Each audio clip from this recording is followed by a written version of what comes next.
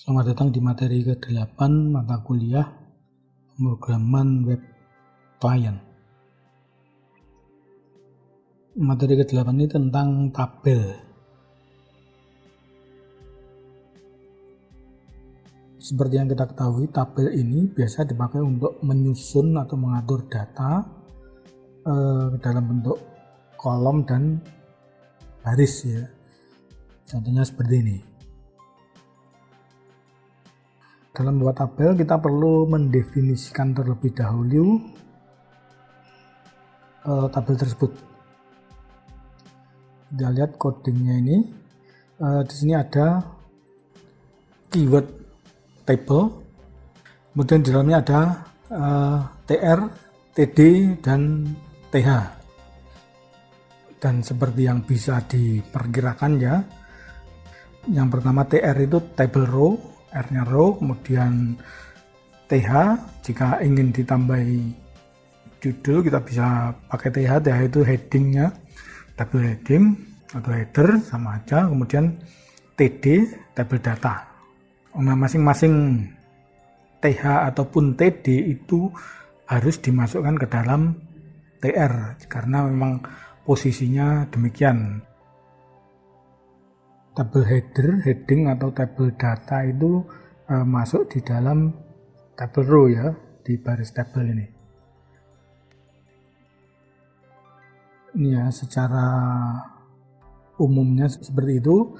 Kemudian berikutnya untuk menambahkan border, kita bisa memberikan border pada tabel yang kita buat dengan style dan bentuk yang berbeda-beda.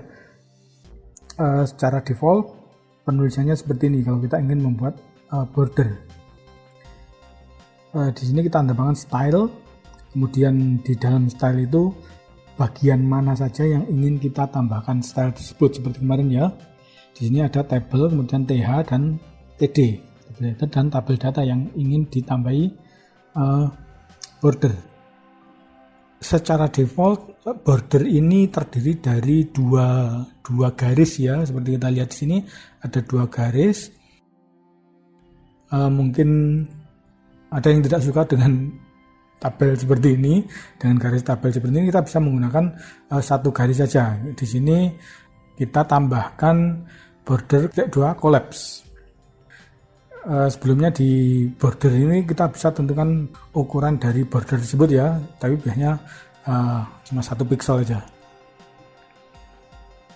Contohnya seperti ini. Kemudian untuk membuat agar lebih menarik lah dibandingkan dengan nilai default tadi, kita bisa membuat misalnya kita tambahkan background color untuk table head dan table data. Kemudian di bordernya kita tambahkan collapse, kemudian warnanya kita ganti misalnya putih, jadi tampilannya menjadi seperti ini ya, agak lebih menarik lah dibandingkan dengan tabel yang biasanya tadi. Kemudian kita juga bisa menambahkan border berbentuk round seperti kemarin juga ya, kita bisa menambahkan border radius. Kita tentukan radiusnya untuk menentukan ke roundnya itu. Roundnya apa? Saya lupa bahasa Indonesianya apa ini. Mungkin kemudian juga untuk bordernya tentu saja bisa ditambahkan warna ya. Tadi sudah putih, kemudian kita tambahkan misalnya hijau, atau kemudian di sini ada stylenya titik-titik dotted seperti kemarin juga untuk stylingnya. Meskipun hasilnya malah agak aneh kalau pakai titik-titik seperti ini. Kemudian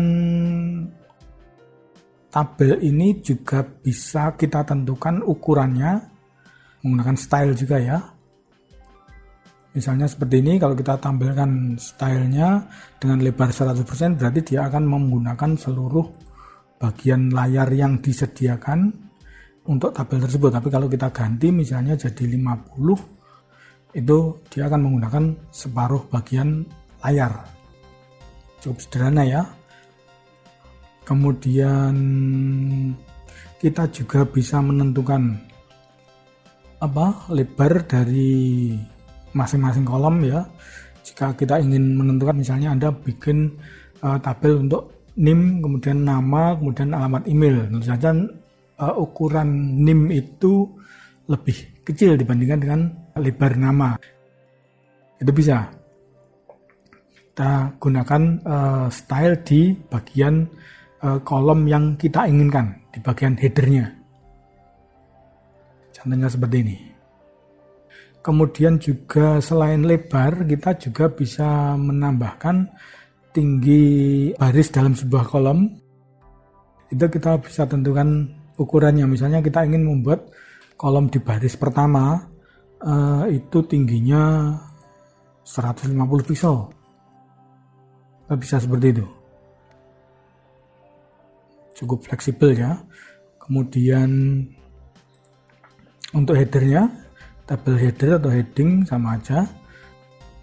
Seperti tadi ya, ditentukan dengan tag TH atau elemen TH, di mana masing-masing elemen TH ini mewakili sebuah sel dalam tabel tersebut.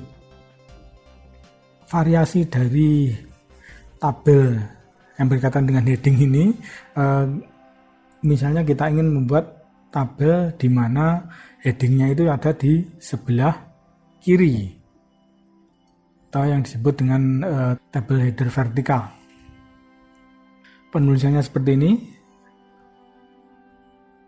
Di sini apabila kita bandingkan dengan tabel yang pertama, ini perbedaannya cuma di bagian awal dari masing-masing baris, di bagian masing-masing TR ini, bagian pertama kita tambahkan TH. Jadi secara umum sudah sama saja ini. Cuma kalau TH itu header, dan secara default header itu ditulis dengan font bold ya. Jadi penulisannya sama, tapi untuk TH-nya itu tidak dikelompokkan di row paling atas, tapi di masing-masing row. Misalnya seperti ini ya. Relatif mudah. Kemudian padding, seperti kemarin kita bisa menggunakan padding untuk mengubah atau menentukan ruang kosong di dalam sel sebuah tabel. Contohnya seperti ini. Kita tambahkan padding, misalnya 10 pixel. Hasilnya seperti ini. Tidak ada yang baru ya, seperti kemarin ini padding. Kemudian selain padding ada juga spacing. Ini adalah untuk menentukan ruang kosong di antara sel seperti ini. Jadi kita tentukan spacingnya di bagian tabel, kemudian kita tambahkan border spacing, kita tentukan berapa pixel yang kita inginkan.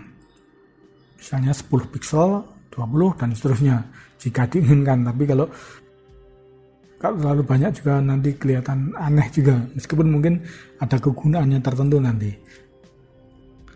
Berikutnya adalah tabel call span dan row span. Dari namanya mungkin kita bisa perkirakan dia akan membuat penggabungan kolom atau baris. Contohnya seperti ini. Di contoh ini kita menggabungkan dua buah kolom dengan menambahkan di bagian TH call span 2. Jadi artinya dua kolom digabungkan jadi satu. Penulisannya seperti itu, kemudian diberi namanya. Relatif sederhana ya penempatannya seperti ini. TH call span sama dengan nilainya, kita tentukan berapa yang mau digabung. Kalau 3 ya semuanya digabung. Kemudian kalau row span itu penempatannya di dalam row-nya, di bagian, misalnya di bagian TD atau TH di dalam TR. Contohnya seperti ini. Relatif sederhana ya. Kemudian styling ini dipakai seperti namanya ya, kita pakai untuk menampilkan tabel tapi tidak menggunakan nilai default agar tampilannya lebih menarik lah. Salah satu contohnya seperti ini. Jadi ini mirip-mirip dengan yang kita temukan misalnya di Microsoft Word itu ya. Jadi kita bisa menambahkan background color di setiap row genap atau ganjil. kita tentukan sendiri di sini. Jadi ada perintahnya adalah tr kemudian titik 2 nth child, itu artinya kan anak ke. Kalau kita tulis even di sini berarti nilai genap.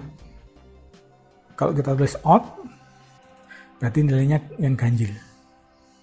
Ini relatif menarik ya. Jadi kalau even itu ya yang kedua, 2, 4, 6 dan seterusnya. Yang odd itu 1, 3, 5 dan seterusnya. Berikutnya call group.